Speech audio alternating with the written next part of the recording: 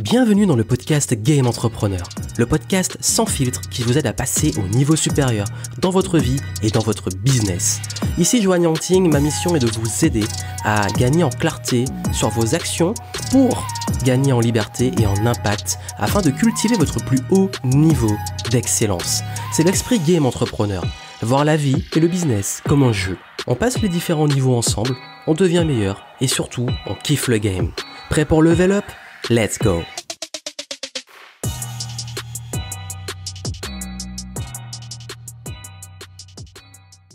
Hello, ici Joanne Yangting, bienvenue dans ce bilan du game de novembre 2020. Chaque mois, je vous fais un petit bilan des coulisses, de ce qui s'est passé, des grosses leçons que j'ai pu en tirer de mon expérience et donc des leçons que vous pouvez utiliser pour vous.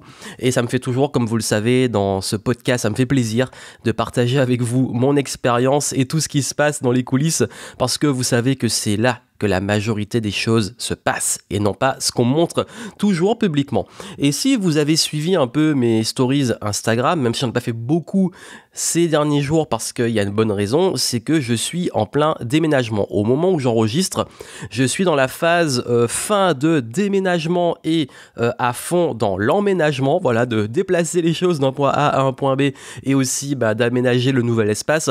Et je suis en train de me faire un nouveau bureau dans l'ambiance un peu geek room. C'est un peu un rêve que je réalise. Je vais vous en parler un petit peu après. C'est un gros kiff et un rêve que j'ai eu pendant très longtemps et que j'ai pris le temps vraiment là de réaliser. Et vous allez voir un peu pourquoi, une période de déménagement, tout ça, c'est pas toujours évident en termes d'énergie. Ça demande beaucoup d'énergie, ça crée pas mal de charge mentale, un peu de stress, etc. Mais aussi, on va parler business, on va parler mindset, comme dans tous les bilans du game.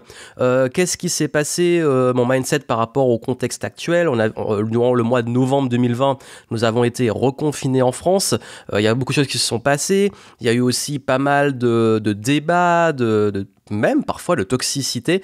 On va en parler un peu de comment gérer cette période qui a été très dure pour nous tous parce que qu'on soit impacté ou pas directement ou indirectement, c'est un contexte qui est assez particulier. Business aussi, et pourquoi novembre 2020 a été mon meilleur mois depuis le début de mon activité, donc depuis que je suis entrepreneur, ça a été mon meilleur mois. Et je vais vous dire qu'est-ce qui a fait la différence, qu'est-ce qui s'est passé aussi. Et puis, en termes de projets futurs, qu'est-ce qui va se passer pour la fin de l'année? Un petit exercice que je peux vous donner pour avant décembre, et puis les annonces, et puis les petites ressources, les pépites que j'ai pu expérimenter en off. Voilà, donc c'est tout ça que je voulais partager avec vous. On va en parler tranquillement, de façon posée. C'est un format où je discute, où je partage à la cool. C'est pas un format qui va vite, c'est pas un format avec point A, point B, point C. C'est un format dans lequel je vous parle sans filtre, même si c'est très souvent ce que je fais, mais en tout cas un format dans lequel j'ai envie vraiment de partager mon expérience avec vous. Et comme je vous l'ai dit, pour ce mois de novembre, si on parle un peu plus de mindset avant de passer au business, au projet et aux ressources, c'est vrai que le début du mois a été un peu difficile pour moi, je sais pas pour vous, mais c'est vrai que quand j'ai appris la nouvelle de reconfinement, ça m'a mis un gros coup au moral parce que justement j'étais dans ce projet de déménagement, j'étais dans ce projet d'administratif, de déménagement. D'ailleurs j'ai refait plein de choses, j'en ai parlé un peu en octobre, j'ai refait ma carte vitale, ma carte d'identité, tout ça a été périmé en fait, j'avais procrastiné le truc il y a eu le déménagement, il y a eu toutes les administratifs liés au déménagement et quand c'est arrivé, j'ai eu peur parce que je me suis dit mais là ça met stop à tout ce projet, comment on va faire et finalement comme quoi parfois on se fait des montagnes. Finalement le fait qu'il y ait eu ce confinement a été une opportunité pour plein de raisons que je vais vous expliquer. Déjà, d'un point de vue de mon business, ça a été mon meilleur mois depuis très longtemps. On va revenir sur l'aspect business et aussi comment je vois aussi le business, le contexte pour notamment les commerçants qui ont souffert de cette crise. Et d'ailleurs, je vais en parler parce que j'en connais beaucoup dans cette situation. Mais d'abord, pour l'aspect plus mindset, état d'esprit et compagnie, c'est vrai que quand j'ai appris cette nouvelle et j'en avais partagé, j'ai dit que bon là, j'en ai marre en fait, on peut plus faire des plans, surtout que j'ai eu très mal d'un point de vue personnel, mais je me suis dit de toute façon, je vais gérer et je vais m'en sortir et ça va pas être grave, ça va juste faire prendre du retard sur des choses qui sont pour moi importantes et c'est vrai que le déménagement crée beaucoup d'instabilité et c'est pas évident la transition entre les deux. Quand on vit entre les cartons, le bordel, etc., c'est pas évident. Et puis aussi, Et puis surtout, j'ai eu mal de façon globale pour la France. J'ai eu mal pour le fait que des commerçants risquent pour le coup de vraiment crever. Et puis moi, j'ai vraiment vu ce reconfinement comme un gros coup dur au niveau national et pas autour de ma personne. Et c'est vrai qu'il y a un moment, je vous avoue, j'ai dû lâcher prise parce que j'ai très mal pris la nouvelle. Et j'ai beau avoir un mindset où je sais que ça ne va pas m'impacter, etc. D'un point de vue empathique, et je sais pas si on dit empathique, empath ou je sais pas quoi, en tout cas d'un point de vue oui, d'empathie pour tout le monde, c'est vrai que ça a été particulier. Et aussi, vous avez vu que ça a fait remonter beaucoup de débats, il y a un documentaire qui est sorti dont tout le monde parlait, ça a créé des débats, soit t'es dans le clan, en fait c'est un truc qui se passe en ce moment, soit t'es dans un clan ou dans un autre, soit t'es le mouton qui se fait dominer par l'État et qui n'a rien compris à la vie, soit tu es pour ces personnes-là. Il y a les moutons et les éclairés, ceux qui savent tout, qui ont tout compris et qui connaissent tout et qui ont tout compris à la vie, à ce qui se passe. Et renseignez-vous d'ailleurs, c'est l'argument qu'ils ont souvent, renseignez-vous. Et quand on demande des sources, il n'y a pas grand-chose. Et puis de l'autre côté, il y a ceux qui traitent les autres de sales complotistes, de débiles, de dangers publics, alors que eux, ils ont justement tout compris dans l'autre sens. Pour moi, c'est pas productif, et surtout que moi, j'ai pas un avis qui penche d'un côté ou de l'autre. J'ai un avis qui est nuancé. Je vais pas rentrer dans ce débat-là, bien entendu, c'est pas le but de ce podcast. Vous êtes libre de penser ce que vous voulez, mais c'est vrai que partir en croisade pour essayer de convaincre tout le monde que sa vision ou ce qu'on a consommé ou qu'un truc, c'est la vérité universelle et que c'est comme ça, sans jamais prendre du recul, sans jamais avoir un esprit critique, sans jamais croiser ses sources, sans jamais se confronter à des opinions opposées, c'est un réel danger, et c'est un danger mais de penser comme ça en fait. Et du coup on a une sorte de division, et je voyais ça parfois quand les rares fois où j'avais le temps d'aller sur les réseaux sociaux, j'ai vu ce niveau de toxicité. Moi j'ai fait le malheur à un moment de donner un petit avis qui était nuancé, ça y est, je me suis fait traiter de tous les noms et limite insulté. Bref, il y a un moment, j'ai dit, il faut calmer le jeu, les gens, calmez-vous. Je sais que la situation est difficile, et je comprends que quand on comprend pas ce qui se passe, quand c'est dur, etc., chacun réagit différemment. Nous sommes pas tous égaux dans nos réactions à un contexte, mais ça n'empêche pas qu'on peut rester respectueux, qu'on peut rester dans l'écoute, et que aucun d'entre nous, et personne sur cette terre, ni un gourou, ni un scientifique, ni personne, n'a la vérité. Personne. Il y a un ensemble de vérités, il y a un ensemble d'hypothèses, il y a un ensemble de choses, et le but, c'est que nous avons tous nos perceptions et de trouver un terrain d'entente, et puis surtout de se baser de plus en plus sur des faits, même si on sait qu'on peut très facilement, selon les perceptions, même voir les faits différemment. Bref, c'était juste pour rappeler que dans ce genre de contexte, il est très important de prendre du recul. C'est ce que j'ai fait. D'ailleurs, c'est bien qu'il y ait eu ce déménagement parce que ça a été un truc positif. C'est que j'ai même pas eu le temps de rentrer dans ça. Mais je trouvais que l'ambiance était particulière. Et puis même, vous savez, en ce moment, j'ai une publicité qui tourne sur la multipotentialité. C'est même pas un truc où je parle d'argent, de business, de devenir riche, etc. Et je me suis pris autant d'insultes, de remarques, de choses comme ça sur cette pub que sur des pubs business, marketing et vente, qui sont généralement beaucoup moins bien accueillis.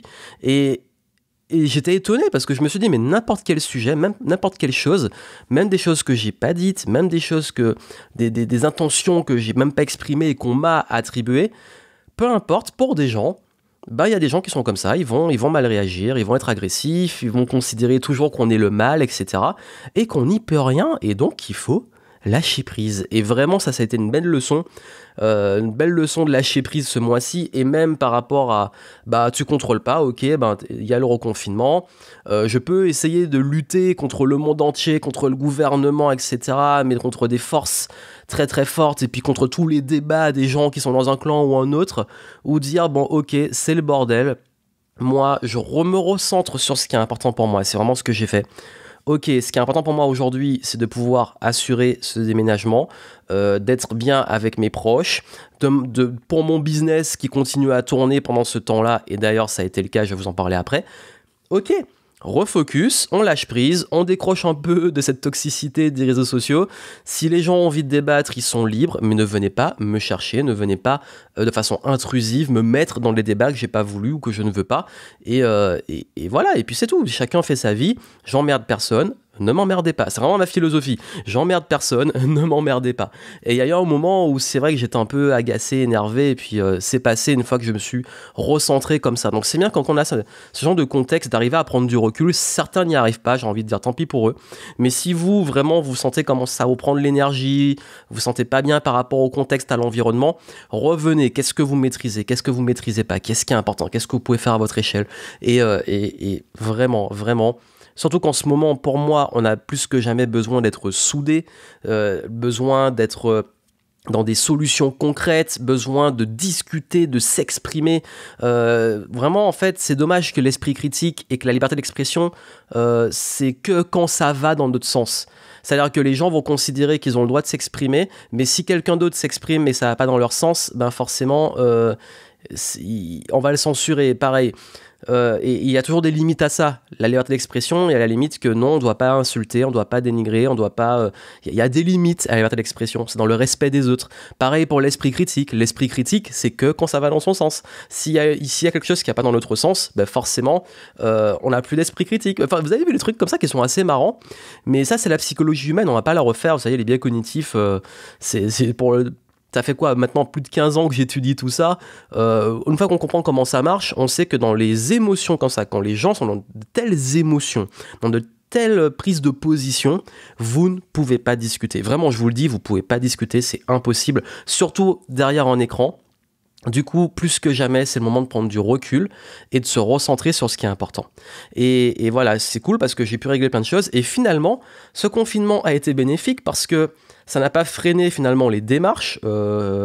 Techniquement, je me suis renseigné, on pouvait déménager. D'ailleurs, on parlait de confinement, mais c'est pas. Enfin, pour les fois où j'étais dehors pour les déménagements, je peux vous dire que j'ai pas vu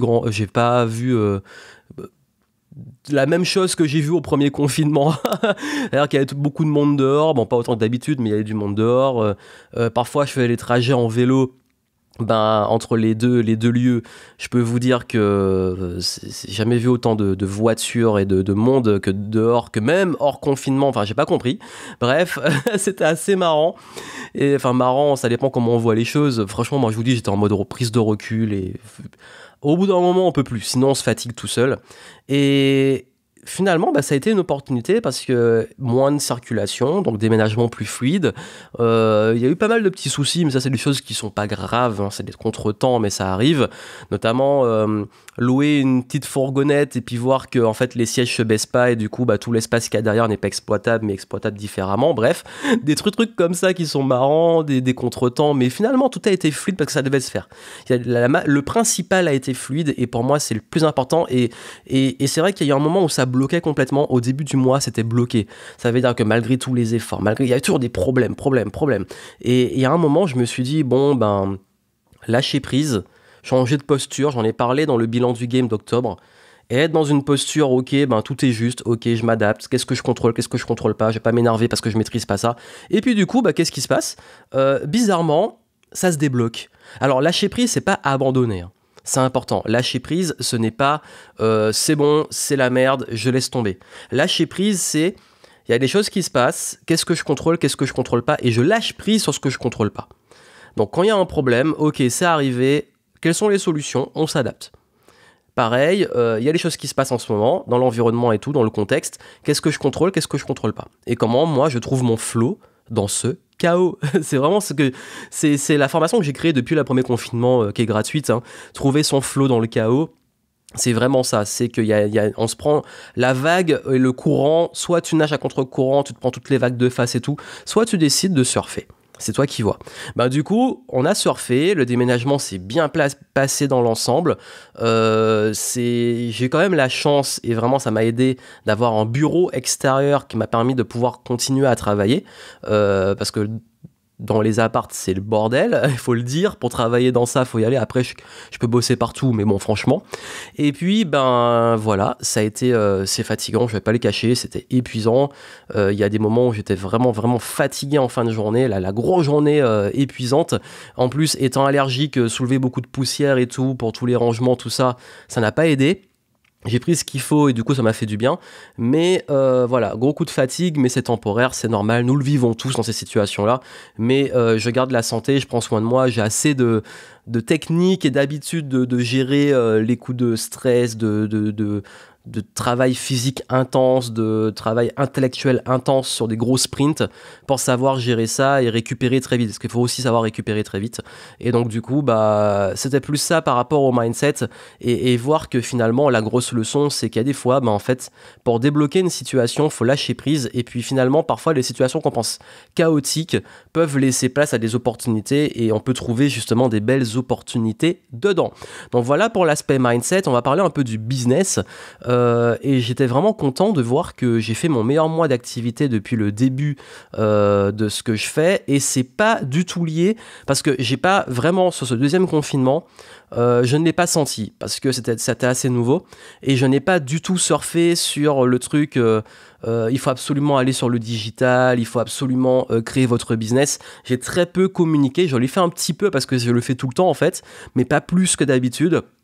J'ai pas utilisé ces leviers-là parce que je me sentais pas de le faire, parce que j'étais sur d'autres choses et parce que, ben en fait, je me suis dit, je sais pas, il y a un moment, c'est pas, enfin, ça, parfois on ressent les choses. Et dans mon business, je suis beaucoup mon intuition. Au premier confinement, j'ai pas pris ça avec de l'humour, j'ai fait des promos qui surfaient le contexte, les gens étaient contents, ça a été bien pris. Là, je l'ai pas senti, je l'ai pas fait, et si je l'avais fait, ça aurait été forcé. Et faire de la communication et du marketing qui soit forcé, c'est vraiment pas la meilleure des choses, et c'est ce que je dis souvent à mes clients, et ce que je vous conseille aussi, c'est de pas chercher à faire du marketing pour du marketing, c'est juste se baser sur les fondamentaux et plus aller vers ce qui nous ressemble, ce qui nous correspond, ce qu'on sent, et dans une énergie qui est vraiment authentique. Et c'est ce que j'ai fait. Et ce mois-ci, j'ai beaucoup plus communiqué sur mon programme, sur les multipotentiels, sur le positionnement, sur la multipotentialité. J'ai beaucoup parlé aussi d'efficacité, de gestion du temps, beaucoup plus que de business en fait et de marketing. Et ce qui fait qu'en fait, je me suis rendu compte que le fait qu'il y ait eu toutes ces démarches de déménagement et compagnie, comment on dit ça, reframe, je sais pas en fait comment dire ça, j'ai recadré, reframé, j'ai toujours un peu du mal à exprimer ça, mais en fait refocus, mais c'est pas vraiment du focus. En bref, j'ai restructuré les choses de façon temporaire pour pouvoir me focaliser sur ce qui est le plus important pour mon business. Voilà comment je pourrais résumer ça plus en une phrase qu'en un mot. Et ce qui fait que, au lieu de se dire, bon là, c'est le chaos, j'abandonne mon business et du coup, je focalise que sur mon déménagement et je laisse ça de côté, je pourrais, parce que mon business peut tourner en automatique. Sauf que, ce mois-ci, j'ai décidé de recruter, j'ai décidé de faire des lives, j'ai décidé de faire plein de choses. Ce qui fait que j'ai dû m'organiser et je me suis dit, ok, et ça c'est une bonne leçon que je peux vous donner, que j'utilise depuis des années, c'est que quand il y a un gros projet à côté et qu'on doit maintenir des choses, j'ai alloué des horaires et des journées où j'étais à mon bureau, où je bossais, et soit programmer des choses à l'avance, ou faire ce qu'il y a à faire, et le reste du temps était 100% focus sur le reste. Donc si par exemple, il y a des moments où vous n'avez pas le choix d'être multitâche, parce que là j'ai vraiment été multitâche, prenez-vous des moments de sprint et de focus sur ce qui est important à un moment. Par exemple, tel jour est consacré au déménagement, c'est à fond. Tel jour est consacré au rangement ménage, c'est à fond. Tel jour est consacré à mon business, programmer les mails, etc., voir les trucs de recrutement et compagnie, faire les tournages s'il le faut, etc. C'est fait. Et en fait, du coup, comme ça, je cadrais des journées qui étaient thématiques et du coup, j'ai pu continuer à avancer, maintenir mon business tout en gérant ce déménagement parce que c'était pas une phase où je pouvais me permettre 100% d'automatisation parce que c'était une phase aussi de structure, etc., de fin de l'année. Donc, en résumé, je me suis rendu compte que le fait d'être ultra focus et productif, j'ai peut-être moins travaillé en termes de volume, mais j'ai travaillé de façon beaucoup plus laser focus et concentrée, et ça a fait un levier énorme, et j'ai focalisé vraiment ce mois-ci, il faut être honnête, sur que 2 produits, 3 entre guillemets, mais je mets les 2 dans le même paquet, donc l'organisation en productivité, méthode de planification et comment s'organiser à la maison parce que j'ai eu beaucoup de demandes dessus, et à côté mon programme pour les multipotentiels, ce qui fait que j'ai vraiment été à fond sur ces 2 leviers-là et mon focus était là. Et ce qui fait que ça m'a permis d'avancer, de progresser et surtout d'être tellement méga focus que j'ai activé des leviers que j'aurais peut-être pas activé si j'avais plus de temps. C'est très bizarre, hein. Comme quoi, parfois, le fait d'être beaucoup plus focus, c'est pas une question de volume de travail, et ça, je vous le dis depuis des années, c'est pas une question de volume de travail dans le nombre d'heures qu'on y passe, c'est ce qu'on fait sur ces heures. Et je crois que sur novembre, j'ai jamais été aussi productif sur mes heures de travail. Et qui dit productif dit levier, et qui dit levier dit activation du business. Et vraiment, quand je vous dis beaucoup que le business, c'est pas juste du marketing, c'est pas juste de la stratégie, c'est pas juste du mindset, enfin ça en fait partie du mindset, mais c'est pas que ça. Oui, c'est ultra important, je n'ai pas dit le contraire, mais votre faculté à pouvoir faire progresser votre business, quel que soit le niveau où vous êtes, c'est votre faculté à vous discipliner et être productif, être efficient. Ça veut dire que c'est pas la quantité de travail que vous donnez, c'est qu'est-ce que vous faites pendant ces heures de travail et qu'est-ce que ça vous apporte. Après, forcément, au niveau où je suis en business aujourd'hui, la maîtrise de mon business, j'ai pas réinventé la roue, j'ai pas créé des nouvelles choses, je me suis basé sur ce qui marche. Parce que quand on a des urgences, du multitâche, des choses, d'autres soucis à gérer, on focalise sur ce qui marche. Quand votre business, vous êtes dans une situation où vous êtes débordé, remettez le focus sur ce qui marche. Et c'est vraiment ce que j'ai fait. Et la magie, c'est que quand on focalise sur ce qui marche et qu'on met toute son énergie dessus, ça marche encore mieux. Donc voilà, c'est vraiment ce qui a été ultra important. Pour ceux qui m'ont envoyé les candidatures, on est en train de regarder parce que comme je vous l'ai dit, on a tout checké rapidement, on a fait un premier tri, mais là j'ai envie de prendre le temps et de plus me poser en décembre parce que cette fin de mois de novembre, j'ai voulu le mettre à fond vraiment sur mon déménagement. Donc j'avoue qu'à la fin du mois, on va dire la dernière semaine, a été beaucoup plus sur le déménagement que le business. Mais en tout cas, c'était un équilibre et comme quoi en fait, même quand on est ultra débordé, on peut trouver une organisation, on peut y arriver quand on maîtrise les bons outils. Donc voilà, ça c'est vraiment quelque chose qui m'a beaucoup aidé. Et puis aussi, dans ce focus-là, j'ai fait un truc que j'avais jamais fait avant, c'est que j'ai développé le tableur ultime. Quand je vous dis que le business, c'est du système et c'est des chiffres, il y a une partie très scientifique, il y a une partie très intuitive, hein, quand je vous dis ce qu'on ressent, son intuition, etc. Mais il y a aussi une partie très scientifique.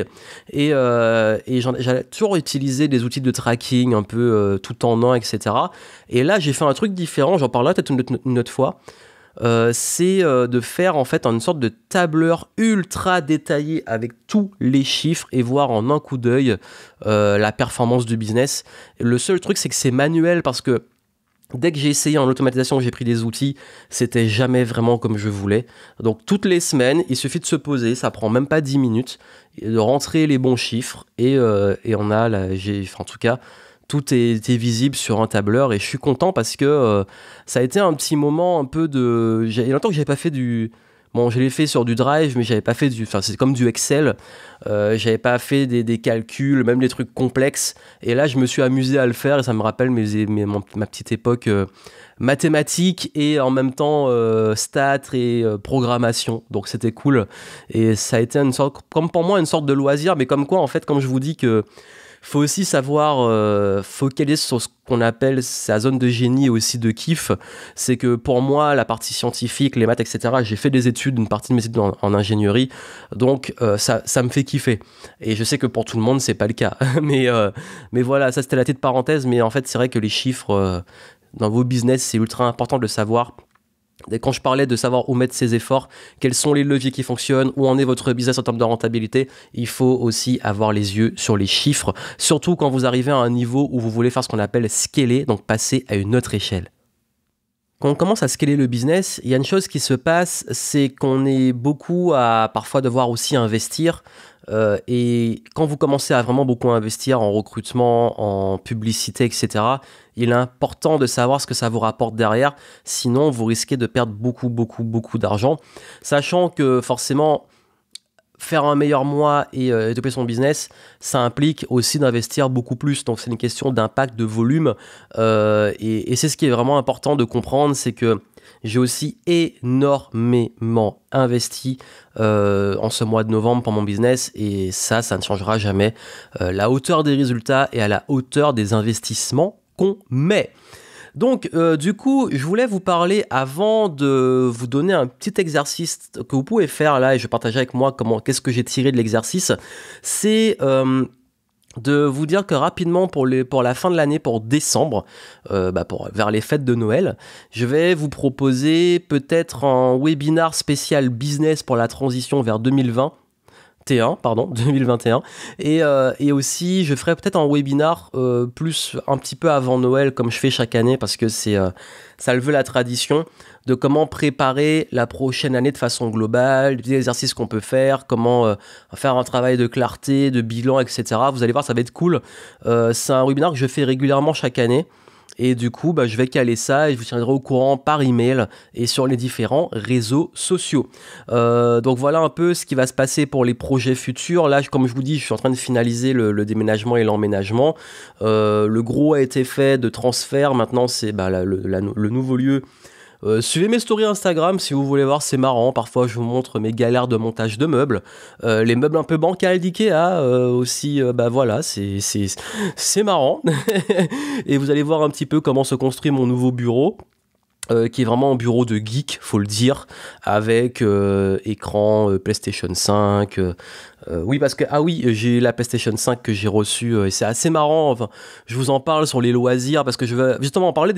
Je vous parle souvent des ressources et des lectures du mois. Je vais être honnête, au mois de novembre, j'ai pas eu le temps de lire avec tout ça. J'ai pas eu le temps de me poser devant un livre, j'étais plutôt à me poser devant Netflix ou me poser devant une console pour vider ma tête. Ça arrive aussi, il y a des périodes comme ça, c'est ok. Et vraiment, je vous le dis, je suis pas non plus une machine qui lit tout le temps et qui est tout le temps en train de travailler, tout ça, même si je travaille beaucoup, je pense. C'est vraiment là, j'étais plus en mode, j'ai reçu ma PlayStation 5 au moment de la sortie, j'avais déjà précommandé depuis longtemps, il y a eu des ruptures de stock, ça a été le bordel, il y a toutes des histoires et des polémiques autour de ça. Des gens qui ont eu leur console et qui la revendent 3 fois plus cher, et des gens qui achètent 3 fois plus cher. Je vous avoue, j'ai failli en recevoir 2, parce qu'au moment où j'ai précommandé, j'ai failli le prendre à 2 endroits différents, en me disant si j'en ai une deuxième, je la revends à un pote, mais vraiment au prix d'achat. Je n'ai pas envie de faire des plus-values, je suis pas comme ça. Et je me dis, mais j'aurais eu la deuxième, je l'aurais revendue 3 fois plus cher. Mais c'était plus un délire parce que je vous dis franchement, j'aime pouvoir me regarder dans la glace le soir et je suis incapable de faire ça ou d'encourager ce truc-là. Et vraiment de façon honnête, même si j'en avais eu 2, j'aurais jamais revendu x3 parce que pour moi, c'est pas sain, c'est pas mes valeurs. Et j'aurais plus revendu limite à un ami au même prix, au prix neuf. Et comme ça, il aurait profité malgré la rupture de stock. Parce que j'ai beaucoup d'amis aussi qui n'ont pas pu avoir les leurs et qui sont dégoûtés. Et du coup, je les fais un peu rager. Voilà, c'est entre nous. C'est les petits trucs de geek, les petites guerres de geek pour les consoles nouvelle génération. Pour ceux qui aiment les jeux vidéo, vous devez comprendre. Pour ceux qui connaissent pas, vous comprenez rien. Mais c'est pas grave, parce que Game Entrepreneur, il y a aussi une part de jeux vidéo. Aussi, voilà, Geek Room, ça veut dire du matériel, tous les micros, tout ça. J'ai investi dans un nouveau micro. Qui est le Shure, je sais plus quoi, SM7, un truc comme ça, qu'on voit beaucoup, qui est pas mal. J'ai voulu upgrader un peu le micro et le système de podcast et tout. Peut-être qu'au niveau du son, là, je sais pas si c'est mieux que d'habitude. En tout cas, je sais pas si vous avez constaté.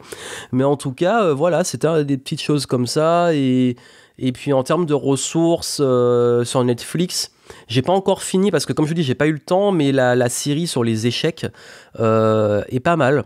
Et j'ai vu les 2, c'était assez long, 1 ou 2 épisodes, et j'ai bien aimé le début, donc je vais reprendre quand je serai plus posé, et voilà un petit peu les actus. D'ailleurs, pour ceux qui me demandent quels sont les micros, les caméras, l'audio que j'utilise, bref, comment je gère mon business, on me demande souvent, dans les notes du podcast, vous avez un lien vers ma page sur mon site principal. Vous allez sur jhunting.com et dans l'onglet ressources en haut, vous avez tous les liens vers ce que j'utilise. Donc voilà, pas de souci. Si vous voulez savoir qu'est-ce que j'utilise pour gérer mon business et également comme outil pour les enregistrements et compagnie. Voilà, et je vous parlais justement de l'exercice que vous pouvez faire pour la fin. C'est ultra simple, mais c'est important. Ça veut dire que on va y revenir quand je ferai mon webinar de fin d'année. On ira en plus en profondeur, mais vous pouvez commencer maintenant. Comme on entame le dernier mois de l'année 2020, qui a été une année un peu surprise et particulière, en fait, vous pouvez, si vous le souhaitez, faire l'exercice avec moi, qui est ultra rapide. C'est que vous prenez une feuille et vous notez quelles sont les plus grandes leçons de cette année que vous avez pu avoir, mais de leçons que vous allez pouvoir utiliser. Donc vous pouvez voir par exemple vos réussites et vos échecs ou vos galères, et derrière quelles leçons vous en avez tirées. Dans l'idéal, vous pouvez en donner 3, et je vais vous donner mes 3 grosses leçons pour l'instant de l'année. On fera ça en profondeur durant le prochain live. Mais vraiment, c'est voilà, vous dites ok, vous reprenez votre année, quelles ont été vos réussites, quels ont été vos échecs, qu'est-ce qui a été vos échecs et galères, et quelles sont les grosses leçons à tirer de ça. Et moi, en fait, j'ai 3 grandes leçons vraiment. La première, j'en ai beaucoup parlé aujourd'hui, c'est vraiment, vraiment, vraiment l'importance du lâcher prise. Mais le vrai lâcher prise sur ce qu'on ne contrôle pas. J'ai été challengé cette année à être patient, à lâcher prise sur des choses, sur plein de choses. Et vraiment, à chaque fois que j'étais en tension, que c'était bloqué, que les choses ne bougeaient pas et que je lâchais prise, quelques temps après, ça se débloquait. Comme quoi le lâcher prise est ultra important. La deuxième leçon, c'est que tout est juste. Ça veut dire que si quelque chose de difficile arrive, c'est lié un petit peu à la première, hein, quelque chose de difficile arrive, ou qu'une porte se ferme, et ça m'est beaucoup arrivé cette année, que des opportunités sont ratées, ou que des choses arrivent qu'on n'avait pas prévues, ça veut dire que derrière, si on le décide, et c'est pas magique, il faut le décider, il y a des plus belles choses derrière. Sur mon business, cette année, tout a été chamboulé. Tous les plans que j'avais faits ont été complètement chamboulés. Je devais partir à Montréal faire un Game Entrepreneur Live. Ça s'est pas fait. Cette année aussi, on devait faire une nouvelle édition. Vous avez vu le contexte, c'était impossible. Je devais faire aussi une nouvelle tournée de conférences. Je devais booster les Level Up Sessions. Il y avait pas mal de projets en off et en on. Et le gros souci, c'est que le contexte a fait qu'on a dû s'adapter et que finalement, mon business à passer un nouveau cap sur les choses que je ne faisais plus avant, mais il suffit de s'adapter et ça me laisse beaucoup plus... ça m'a rassuré, parce que je vais vous dire de façon très transparente, j'étais en train de commencer à me poser des questions sur le potentiel par exemple des programmes en ligne, du business en ligne de façon globale, d'internet et tout, et à revenir beaucoup plus sur du présentiel, tout ça. Et là, j'ai été rassuré de voir que ça marche très bien et que l'un n'empêche pas l'autre, en fait, qu'on pourra de nouveau, bien entendu. Mais ça m'a montré que je peux toujours compter sur ça. Et que aussi, j'ai une capacité, c'est une question aussi de confiance en soi, c'est que peu importe ce qui arrive, ça va être juste parce que je saurai trouver des solutions. Et votre estime de vous et surtout votre confiance en votre capacité à vous adapter et à réagir est ultra importante. Et dessus, je crois que j'ai réussi, moi, à passer un nouveau cap sur cette confiance dans cette année 2020. Et bien entendu, dernière chose, c'est que l'autre leçon et la dernière leçon de cette année 2020, alors là, vraiment, ça fait toute la différence, c'est savoir dire non. Cette année, j'ai dit non, jamais autant dit non. Des noms à des invitations pour des sommets, non à des sollicitations, non à des propositions, non à des projets, etc. Et j'ai pris sur moi pour refuser toutes ces opportunités qu'on pourrait dire parce que j'ai été focus. Et cette année, je me suis vraiment occupé de ce qui était vraiment important et à régler beaucoup de choses. Je vois vraiment comme 2020 comme une année de transition où on règle des choses, c'est grand chamboulement, grand changement. Et je suis content pour ça parce que si j'avais dit oui à toutes ces choses, j'aurais jamais eu le temps de faire ça. Et vraiment, je sais que parfois c'est difficile de dire non. Mais dire non, c'est la meilleure façon de vous dire oui et de dire oui à de nouvelles opportunités. Et ça n'a pas empêché que les gens vont vous respecter, bien au contraire. Parce qu'il faut bien le faire, mais on m'a jamais manqué de respect. Enfin, si ça arrive, tant mieux, hein. Comme ça, au moins, vous savez à quoi vous attendre. Mais souvent, ça a été bien pris, ça a été compris. Et le fait d'avoir souvent dit non m'a permis de dire oui à ce qui était vraiment essentiel et de progresser. Et c'est pas des portes que j'ai fermées, parce que c'est des portes qui pourront donner les opportunités plus tard, c'est pas le moment, c'est tout. Donc vraiment, voici les grandes leçons pour moi de cette année. Et je sais que ça a été dur pour beaucoup de commerçants, j'en connais qui ont été impactés par cette crise, etc. Et je sais que autour de moi, j'en vois beaucoup qui restent positifs, qui s'adaptent, qui cherchent des solutions, d'autres qui coulent complètement et qui savent plus quoi faire. Je suis pas là pour juger, parce qu'on ne sait pas ce que les gens vivent, les difficultés qu'ils ont eues, les compétences aussi, parce qu'il y a aussi une histoire de savoir quoi faire. Parfois, on ne sait pas quoi faire, on n'a pas les compétences. Tout ça pour vous dire que je voulais juste vous envoyer mon gros soutien et que peu importe ce qui se passe, Par exemple, là, dans mon cas, ça a été une méga opportunité et mon business s'est bien porté, mais ça veut pas dire que dans une autre période, c'est moi qui vais couler et d'autres business qui vont émerger. En fait, on sait pas de quoi le monde est fait. Donc tout ça pour vous dire que je m'attache jamais trop de toute façon, quand on est entrepreneur, la sécurité, c'est pas forcément une bonne motivation parce qu'on sait jamais ce qui peut arriver. Mais ce que je veux dire, c'est que le plus important, c'est de toujours continuer à croire en sa capacité à évoluer, à s'adapter, même si ça implique de passer à autre chose, même si ça implique des périodes difficiles. J'en ai vécu par le passé et je sais que c'est parfois pas évident, mais en tout cas, si vous gardez justement qu'on peut dire la proaction et que vous cherchez toujours à savoir comment focaliser sur ce que vous contrôlez et trouver des solutions, vous allez voir que vous allez continuer malgré les difficultés à progresser. Voilà, c'était mon petit message et j'espère que ça vous aura aidé un petit peu à travers ce partage d'expérience de savoir un peu comment vous pouvez appliquer les petits conseils que je vous donne et continuer de progresser. Et donc voilà, c'est tout pour le bilan du game de ce novembre 2020. Chaque mois, on se retrouve à la toute fin du mois pour ce partage d'expérience, ce bilan, qu'on voit que ça soit sur le mindset, le business, les projets et les ressources. Comme je l'ai dit, c'est à la cool, c'est sans filtre. Si le format vous plaît, continuez à suivre le podcast. Et dans les programmes qui vont arriver pour décembre, je vous laisse les surprises. Je vais être honnête avec vous, j'ai pas encore planifié grand chose à part les lives prévus, mais on va voir ce qui se passe, on s'adapte, on continue de level up et on continue d'être dans le flow malgré le chaos. Plein de succès à vous et moi je vous dis à très bientôt.